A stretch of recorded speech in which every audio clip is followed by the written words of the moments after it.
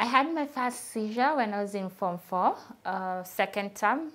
We had inter-dorm games and I was a dorm captain and my dorm won. So we did the usual running around the school, singing and dancing. Then went, had our usual showers and then dinner after that. And we'd gone for dinner and I tried eating and my teeth were nothing and I couldn't put the spoon in. So I got, I think I started panicking. So I went to the nurse and I couldn't tell her what's happening.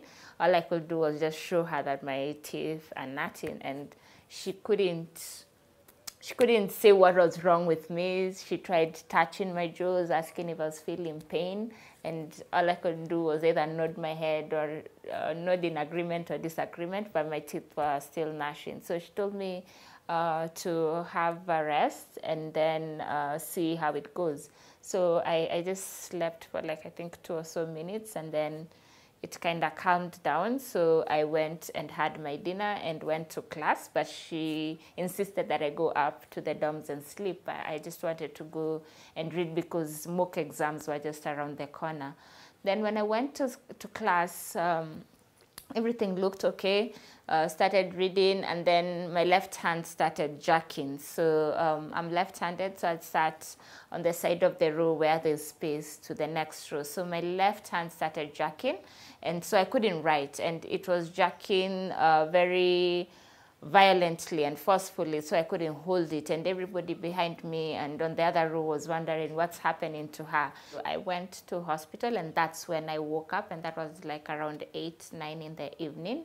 And after that, I was just in and out of consciousness. I can't really tell what really happened during the hospital stay. The doctors never told me what was happening. My friends and relatives, no one told me what was happening. All I can remember is that the doctor said that I shouldn't go back to school. I should stay at home for the rest of the term, have bed rests, which I did. Then when third term came, my dad said that it would be best if I stayed home and then would think about my Form 4 and my exams the next year. But I didn't want to repeat. I didn't want, like, you know, when you're in Form 4 and you've gotten to second term, you know, I'm clearing school in this number of days. You don't even say it's months, you say it's days. I'm clearing school in this number of days, and then this is what I want to do. Then just being told that you have to go through that for another year, I didn't want to do that.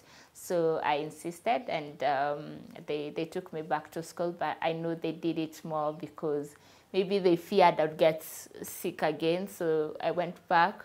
I was able to do my KCSE, but going back in third term wasn't the same for me. Everybody was walking on eggshells around me. People weren't sure if I'd fall on them, what they would do, what would happen. So I became very withdrawn, and it was just me and my books, and that's the way I lived until I did my KCSE and finished my high school.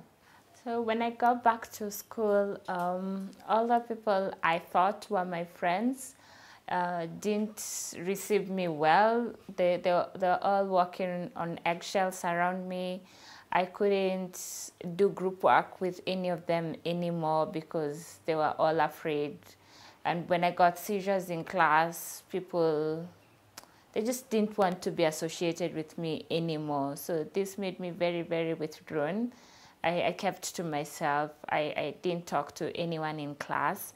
But there was one teacher, her name was Teacher Rose, and she always made sure every day in the morning and in the evening she called me to her office. She was the home science teacher, so she used to call me to her office just to see how I'm doing, how I'm feeling, if everyone is not talking to me, how does that make me feel? So at least I used to have a way to release it, and that helped me cope with the remaining school days. Just when I had finished my KCSE, gotten my results, and I was waiting for my university admission letter, I got sexually assaulted by someone I knew, and it made me very depressed, and I was very suicidal for the longest time, and I got very, very withdrawn because I didn't know who to talk to or where to go or what to do.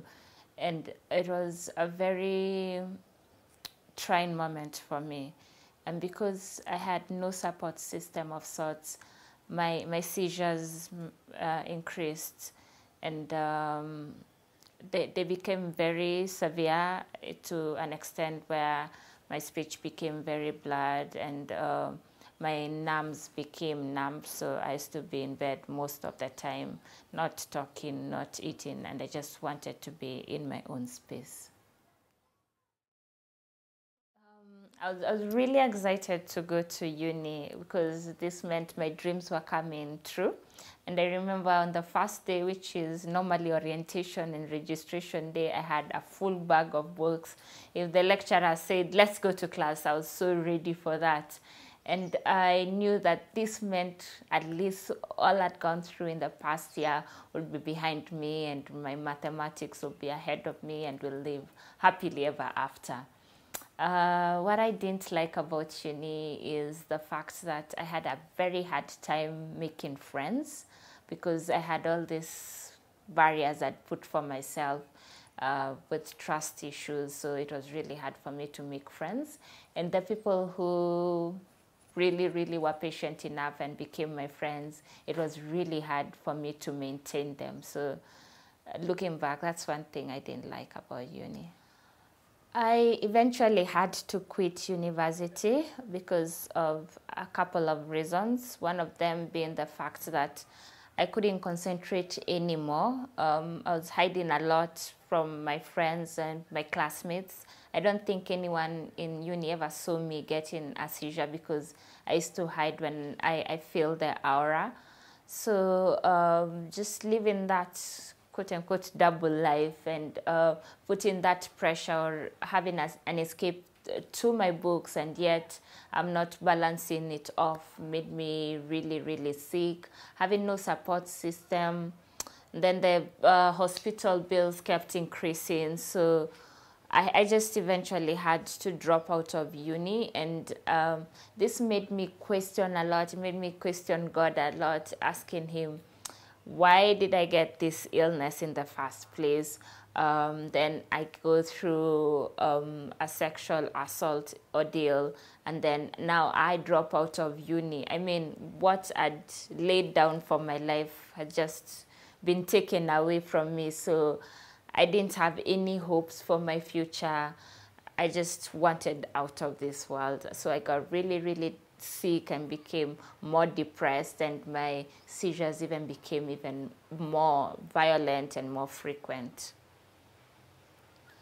The most important lesson I've learned through all this is the power of self. That you can have the biggest or the greatest support system, or you can have nothing to hold on to. But if within yourself you don't have that power to get yourself out of that mentality, and then all those things that you have or you don't have do not make any sense. So it all begins with you. You need to see that within me is a beautiful, powerful person, that I may have experienced all these things, but I am not my experiences. I am whatever or whoever I want myself to be. So I decided that I am not just going to be one person who goes down with all the things that have happened to me, but I'm going to rise from all this, and not just rise for myself, but also rise for the many people who are living with epilepsy across the country, and who would need to get that story that they can familiarize themselves with. So all the power you need to get from whatever situation you're going through right now lies within yourself. So is there anything I'd want to do differently? Definitely the events that took place, I wouldn't want that to happen to me, or I wouldn't wish any of that to happen to any human being. But the combination of those events brought out a Sitawa who would have otherwise been hidden, a Sitawa who's powerful, a Sitawa who inspires. Every morning when I wake up and I just go through my inbox and see how my story made someone move from point A to point B, or a thank you note from a parent or a girlfriend or a boyfriend, then it makes me know that what I went through was to benefit many other people. So